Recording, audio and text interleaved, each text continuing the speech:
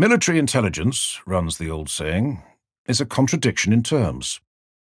This weary old joke has about the same impact on professional intelligence officers as jokes about striking oil have on drilling dentists.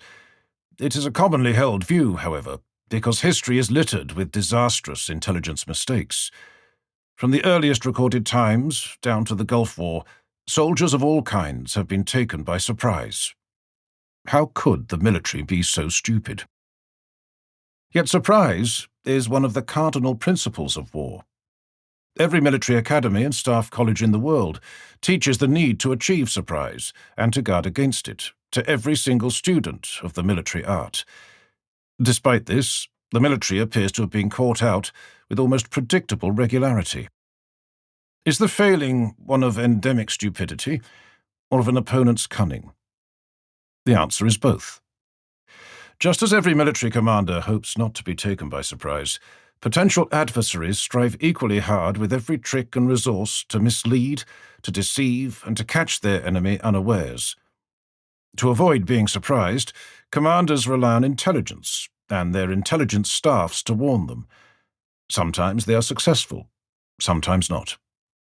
On the success of intelligence hinges a military commander's decisions and his reputation, and very often the future of his country and its population as well. Therein lies our fascination with the decisions of the military professional and the difference between his and other callings. Military decisions simply carry more weight and potential disaster than those of other professions. Think Stalingrad? For while other professionals in a host of occupations make key decisions, none of them, with perhaps the exception of a politician in war, carries such an awesome responsibility. If a banker makes a fatal error, economies crash and people lose their savings and jobs. If a surgeon makes a dreadful mistake, a patient dies. But when a general, admiral, or air marshal blunders, soldiers and civilians alike die, sometimes in appalling numbers.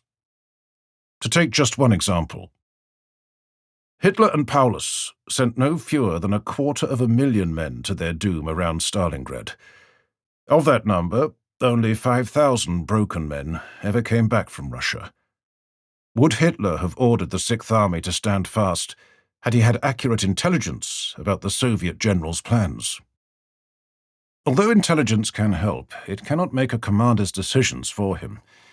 Even when confronted with crystal-clear reports, accurate, up-to-date, and supported by first-hand evidence, history has shown us over and over again that a stubborn, ambitious, or misguided commander will simply ignore the cast-iron proof before him. We do not have to go very far to find an example. MacArthur, the American Caesar, stands as a prime example.